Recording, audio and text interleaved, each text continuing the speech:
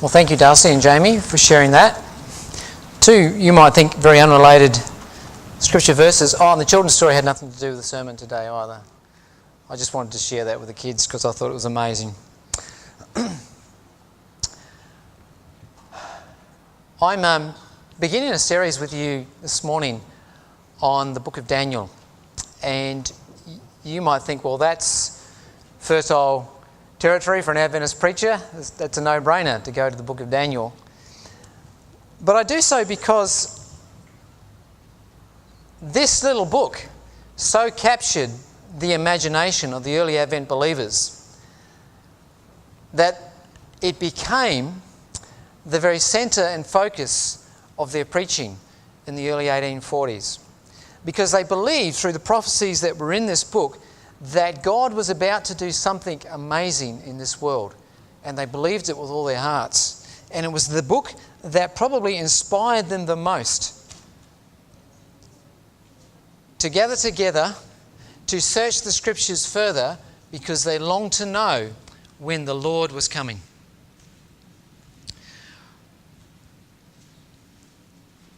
I'm beginning this series, and I hope it will take us right through well into the middle of the year. And you'll see why at the end when I show you. See if my clicker works. Yes, it does. Thank you. So the book of Daniel captured the imagination of those people in the early 1800s. But by the mid to late 1800s, Daniel had gone from being in the lion's den to being in the critic's den. You see, critical scholarship in the late 1800s looked at a book like Daniel and said, how could someone have been living in the 6th century BC and have known history that accurately and had that knowledge? There is no way a man could know all of those events 600 years before many of them were fulfilled. Such was the criticism that was brought to this book.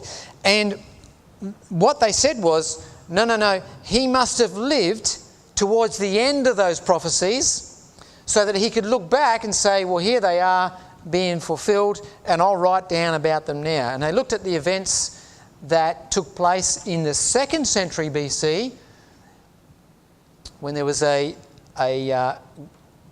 Greek ruler by the name of Antiochus Epiphanes who invaded the land of Israel, entered the city of Jerusalem and actually desecrated the temple in Jerusalem. And they said, he must have lived in those days, because now he's writing about these things and he's written about them with such accuracy. He's even referring to persons and actual historical events with such detail that he must have lived in those days. And that was where the path of critical thinking, critical scholarship on the book of Daniel went for quite a number of years, for more than half a century. But then something interesting started to happen in the 20th century, because archaeologists started to go to the Bible lands, and particularly to the lands of Persia, or Iraq and Iran as we know them today, and actually retraced the steps and went to some of the places where the characters in Daniel's book must have lived. And as the archaeologists started to dig up some of these places that have long been buried in the sands of time, they found what we refer to as cuneiform tablets. And on these tablets, and they were able to decipher a lot of this stuff because they had other archaeological finds, and one of them is the Rosetta Stone. The Rosetta Stone has 3 different languages on it. If I remember rightly, it has the Greek hieroglyphics, the Greek language, and Aramaic, if I remember rightly. From those clues like that, they were able to decipher what these cuneiform tablets said. And the interesting thing is, they found the names of people and kings mentioned on these tablets that are only recorded in the Bible and only recorded in the book of Daniel. And for many years they said, well, those people never existed. Daniel's writing about kings and places that no one even knows about. And then they turned up these tablets and realised, oh, Daniel did know about these people. In other words, he must have lived in the days when these people lived, that he could write about them and know about them. And so the argument that critical scholarship used against a 2nd century writing of this book just fell into pieces, fell into a heap. But the question that brings us to, and the one that it then asks, is how could a man have known the future with such accuracy from so long ago? And the only conclusion you can draw from that is that this man received that information from the supernatural realm. In other words, it opens up the whole possibility that there is a God, that God exists, and God wants to communicate to humanity, which is really what the whole book of Daniel is about. God has a message that he wants to give to humanity. And the question also comes, how could God be that interested that he wants to interact with human history with that much detail? And if he's that interested in nations, is he that interested in individuals as well? And it begs the question then, what is, not only the book of Daniel, but what is the Bible itself? The Bible is God's self-revelation to us, that he made us. And that's part of the children's story this morning. Clearly he made us. He made us. He loves us. And he wants to share eternity with us. And so the story, if you like, of redemption is played out even in the life and in the lives of Daniel and the people around him in his day. The book of Daniel reveals to us that God is interested in individuals. Individuals are named, each person is named, and God is pursuing a relationship with each of those people in the book. And if there's one character whom God pursued the longest and finally won his allegiance and won his heart, that was King Nebuchadnezzar of Babylon. Yes, he resisted God's overtures at first. He resisted the fact that God could know that much about him and still care about him, but eventually, through his own personal experience, he could proclaim, yes, there is a God, and yes, he's interested in little old me. But first he had to go through a very humble experience to get rid of his own ego. And it's interesting that God is so interested in the lives of individuals in this book, because it is individuals who often determine the fate of kingdoms that are mentioned in this book. Life might happen on a cosmic scale, but it also happens right down at the local level. It happens in my life, and the decisions I make affect other people. And the higher your position of authority in life, and if you're a king of an empire like Nebuchadnezzar was, the higher your position of authority in life, the greater is the influence that you have, for good or for evil. And so God is interested in individuals, because often it's individuals that determine the fate of nations.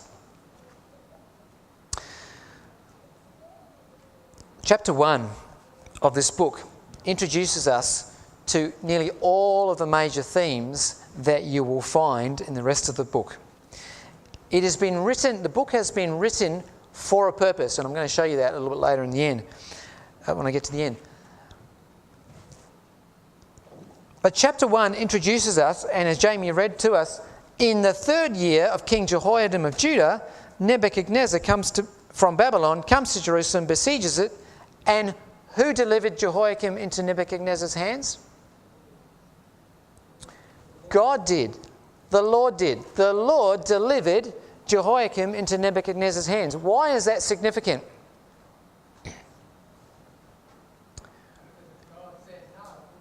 Because if God said no, it wouldn't have happened. Thank you, Russell. So, about 120 years earlier, the Assyrian army had come and camped around Jerusalem to besiege it. And the people of that time, the king was Hezekiah, they were panicking. They were wetting themselves. And Hezekiah and the prophet Isaiah went in and pleaded before the Lord. And the Lord gave Isaiah a message to give to Hezekiah and said, you know the army that's camped around outside you? You don't have to worry about it. I'll deal with that. In one night, the angel of the Lord put to death 185,000 Assyrian soldiers. Those that were left went home with their tail between their legs, packed up their belongings and hightailed it out of town. If God didn't want it to happen, it wasn't going to happen. And yet that same prophet Isaiah would later predict that indeed there would be an invading army that would come from the north, that would invade their land, that would surround their city, that would besiege it, and the people of that city would go into exile because God had foreordained it. Sometime later, King Hezekiah again had an illness and he was lying crook in bed. And he was asked for a sign. Would he like a sign from God that he would be healed? Have I got the story right? Was that the one where the shadow went back 10 steps? I'm trying to remember. I think it is. Guess what? That didn't go unnoticed in the Middle East because the Babylonians sent envoys to Jerusalem to get a first-hand personal interview with King Hezekiah and say, tell us about this miracle, because these people were stargazers. They spent their lives watching the course of the heavens. The sun went back 10 steps on the shadow. Have I got my story right? It was Hezekiah, wasn't it? Yeah. So the Babylonians turn up and King Hezekiah says, oh, welcome to my palace. And they wanted to ask him about this God that could defend a nation by putting an army of 180,000 men to death like that, and who could turn the sun back on its dial. They wanted to know about a God like that. Did Hezekiah tell them about a God like that? He didn't. He said, oh, come and see all my treasures. Come, I'll take you in the back room. And he opened up the treasures of his storehouse. And Isaiah went to Hezekiah later and said, so who are those dudes? He said, oh, they're from Babylon, envoys from Babylon. They came to pay us a visit. He said, oh, and what did you show them? He said, oh, I showed them all my treasures. And Isaiah said, all the stuff you showed them, they're going to carry that back to their homeland. So if God wants it to happen, it'll happen. And that is the message that this first few verses in Daniel chapter 1 tells us. God delivered Jehoiakim into Nebuchadnezzar's hand. In fact, in the whole of the first chapter, God is the causal agent. God is the one who is arranging things, predetermining things for his purpose and his cause. He delivers Jehoiakim into Nebuchadnezzar's hand. He causes the official placed over Daniel to look favourably upon him. He gives Daniel knowledge and wisdom and understanding in all kinds of visions and dreams. It is God who is acting and moving in this story.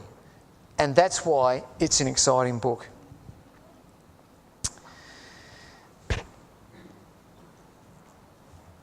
It is also, the whole book is the tale of two cities.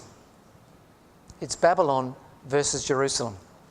It begins in those first few verses of the chapter, but it plays right through the book. It's a story of two cities, Babylon versus Jerusalem. The kingdom of God versus the kingdoms of this world. And we've just finished a whole quarter studying the sister book to Daniel, the book of Revelation. And it's the same thing. It's the tale of two cities. It's the New Jerusalem versus Babylon. In the first chapter, we see that it is God's sanctuary that is attacked. The temple articles are taken off as booty of war, if you like. Sacred articles from the temple in Jerusalem are carried off, and Nebuchadnezzar puts them on display in his own treasure cabinet back in his hometown. the temple of God is desecrated right at the beginning of the book. And it's the temple of God that is challenged throughout the book. And you'll see that unfold as we journey through that together. Abstinence and sobriety are important themes in this book. And it plays out in Daniel's life in chapter 1, but is also seen in the life of Nebuchadnezzar and in the life of a future king of Babylon by the name of Belshazzar. Personal names are important in this book, and here's just 4 of them, and I will share some more details of that later. Here's Daniel and his 3 friends. Their Hebrew names, the meaning of their Hebrew names, that is significant and it is important in the story. And you're going to find that out as we go along. Each of the characters we meet, their names are important to the story. Because Daniel says, God is my judge. Hananiah, Yahweh is gracious. Mishael, who is like God? And Azariah, Yahweh has helped. And all through the book, you are going to see that these very attributes of these very names are played out in the stories in this book. That God is the judge, that God is gracious, and who is like can be likened unto him. And indeed, Yahweh helps his people. God gives knowledge and wisdom to Daniel. And it is knowledge that is vastly superior to earthly wisdom. It is knowledge that is bestowed upon Daniel for a purpose and a cause. And that knowledge, that wisdom, is going to be seen right throughout the book as well. Judgment is an important theme in this first chapter, and judgment is an important theme in the entire book. In verse 18, have a look at me in verse 18 of the first chapter. It says, at the end of the time set by the king. And the Hebrew phrase is, at the end of the days. Daniel and his friends are put on judgment. This is examination time for those of you who are doing exams at the moment. This is your day of accountability. After 3 years in the University of Babylon, Daniel and his friends are asked to front up and share what they know. At the end of time, throughout the book, you're going to discover that there is a day when God will say, at the end of days, all of mankind is going to face a judgment. Daniel chapter 12 and verse 2 carries the words, in those, Daniel, you will go to your rest, and then you will arise to receive your allotment. And many will arise, some to be everlasting life, and some to be condemned to everlasting contempt. All of humanity will face a judgment one day. There's a really important little word in here that I want to share with you. Verse 8, Daniel chapter 1, verse 8, and it says that Daniel resolved not to defile himself. What does it mean to resolve something in your own mind? What does it mean to resolve something in your own mind?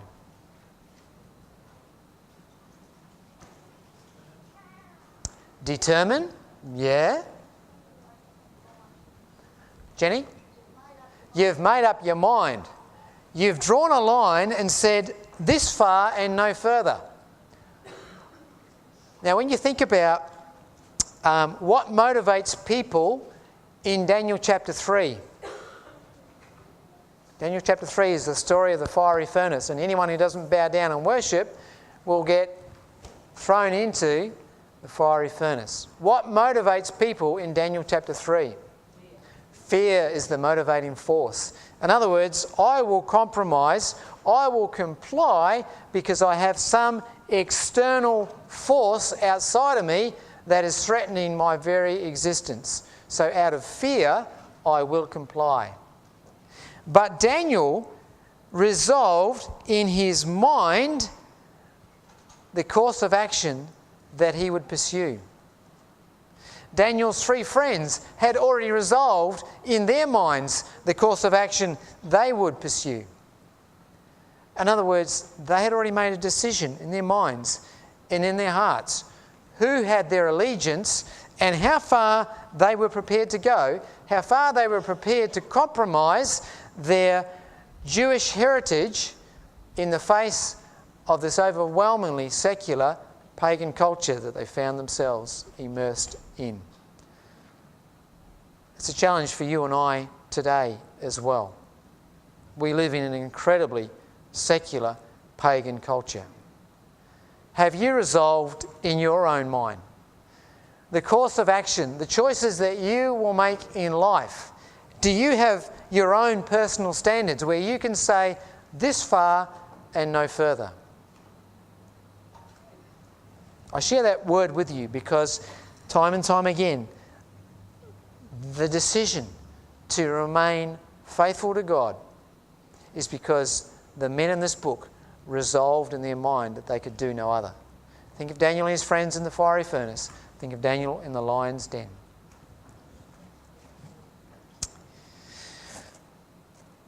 We learn that at the end of chapter 1 that when Daniel and his friends had passed their examination that King Nebuchadnezzar put them through, and the word is said that they were 10 times smarter than their classmates. And we might say, oh, that's just a hyperbole of exaggeration. Perhaps it is. But the point is, they outshone their class. These boys graduated with honours. The fact that they were tested for 10 days and they were 10 times smarter should tell us that the writer is wanting to make a point about these guys. And then it tells us that they entered the king's service. The king thought he had done them a favour. I would guess that the king had no idea that they had not been fed from the king's table for 3 years. He just assumed that all the food that disappeared off his table every day went to feed the young men he was training. The king thought he was doing these boys a favour, and that one day when they graduated, they would enter into his service. What Nebuchadnezzar didn't know was that these boys were already in service for the King of Kings and Lord of Lords.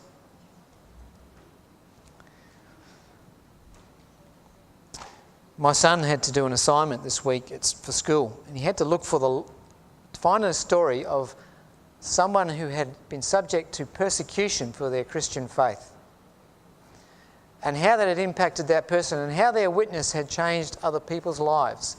And the story they looked at was a lady who grew up in a Muslim culture and had become a Christian.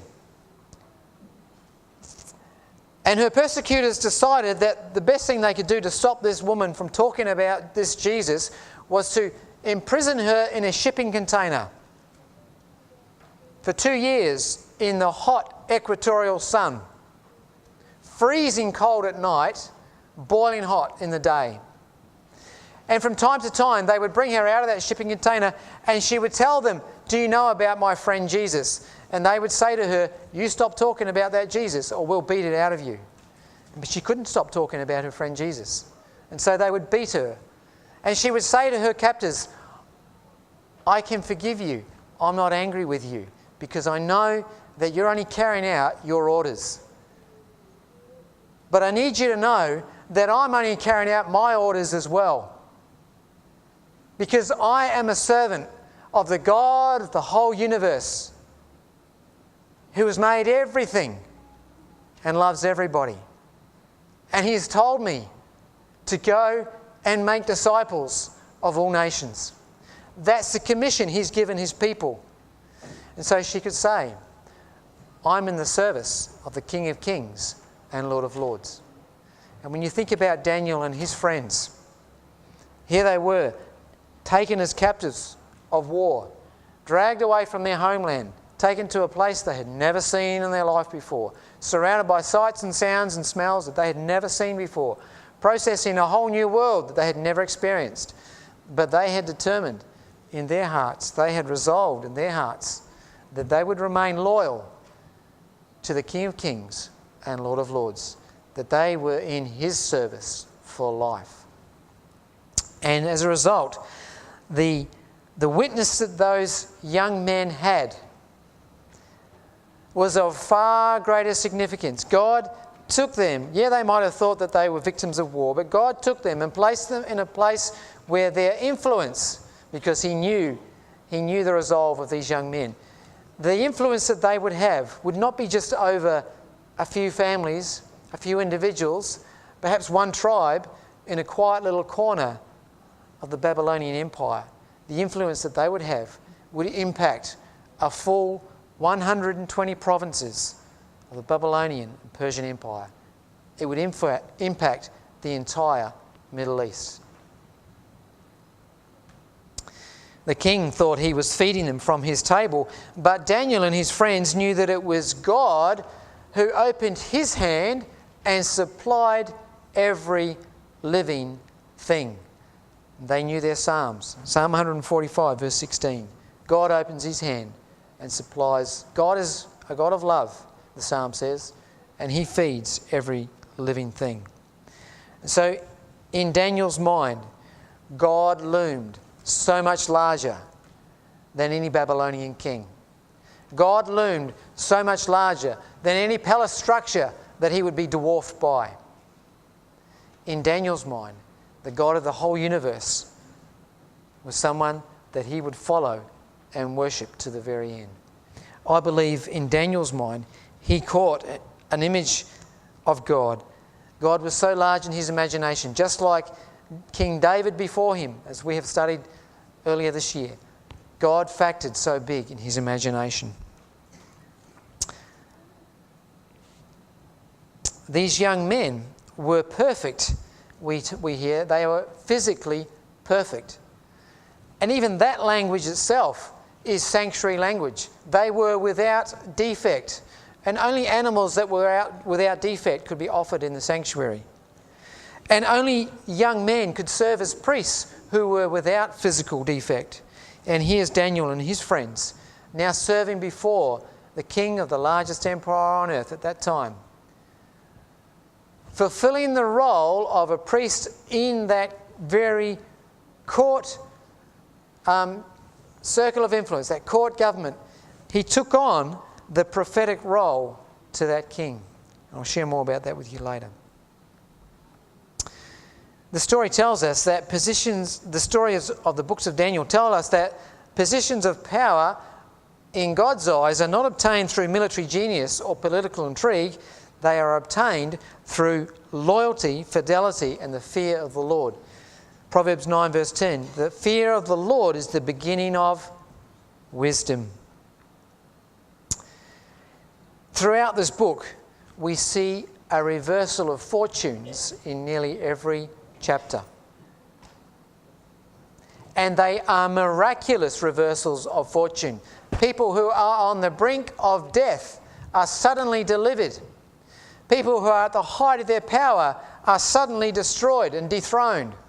It's a book all about reversal of fortunes, and this can only happen because God is involved in human affairs. The miraculous takes place because God is interested in His people and their welfare. In this book, God is in control of the elements and the animals, and yes, as we will see in the prophetic sections, even the beasts. And throughout this book, we see the deliverance of God for His people, the providence of God, and the angelic involvement in human affairs. We see God moving things to suit His purposes. Perhaps Daniel caught a vision of what the world is yet to see, what God can do with a man who is totally committed to Him.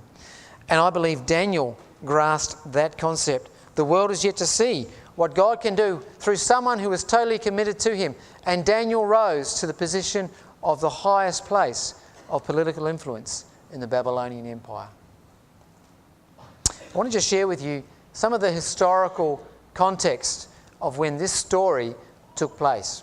Because we just read, or Jamie read for us, that in the 3rd year of King Jehoiakim, King Nebuchadnezzar came to Babylon and besieged it, and then took the king and some of the royal family as captives of war. So let me just put the historical context for you.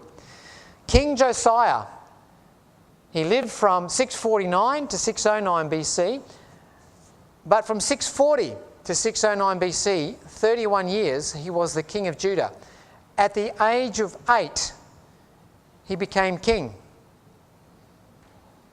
His father was Ammon.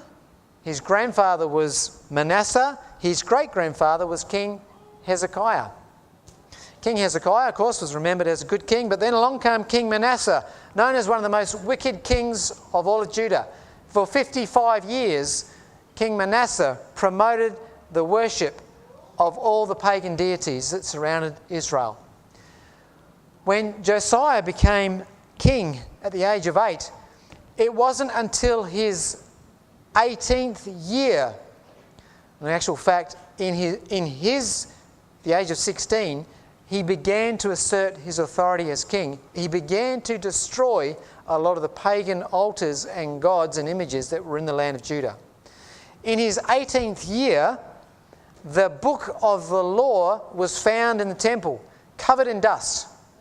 Manasseh had made sure it had been hidden away for a long, long time. The book of the law was brought to King Josiah and read to him, and it brought about a national reform that Daniel grew up. And you notice the year that Daniel was born, if he was about 18 years of age, assuming he was about 18 years of age in 605 BC, he was probably born in 623 BC.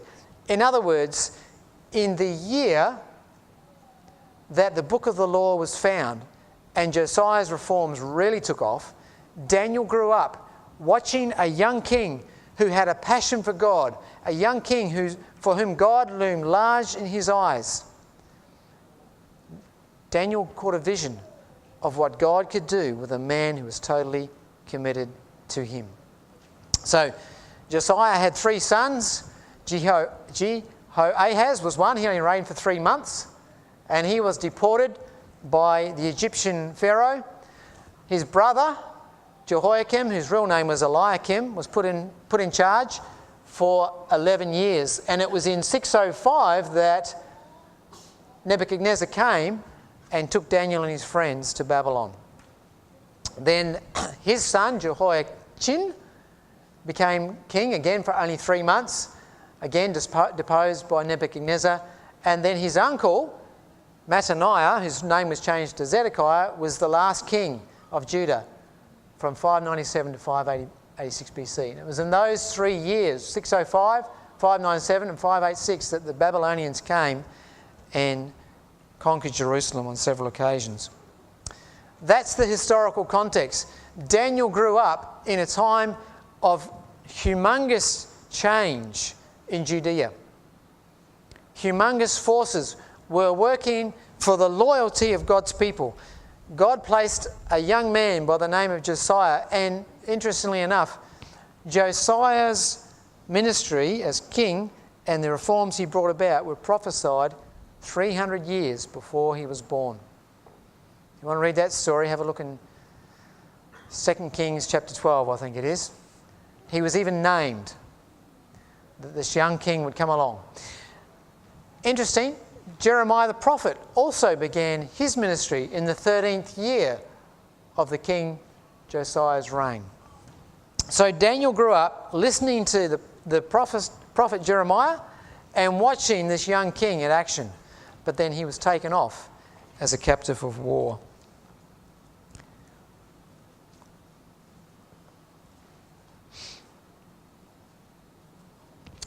I need to just fast forward a little bit now, skip some of my notes.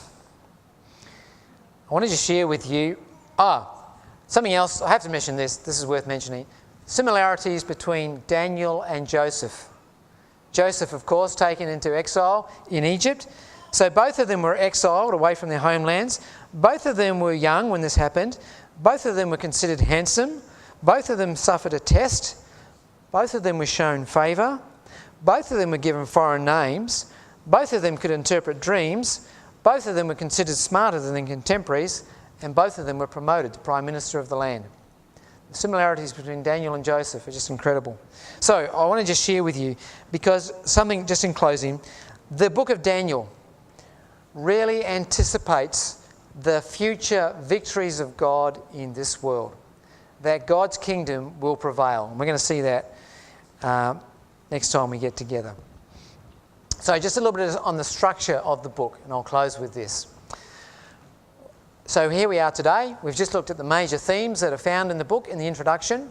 Chapter 2, we meet the first prophecy of fallen kingdoms. More on that later. That's the idol with the four metals. Chapter 3, we have the first instance of kingly persecution. This is Nebuchadnezzar's golden image and the fiery furnace.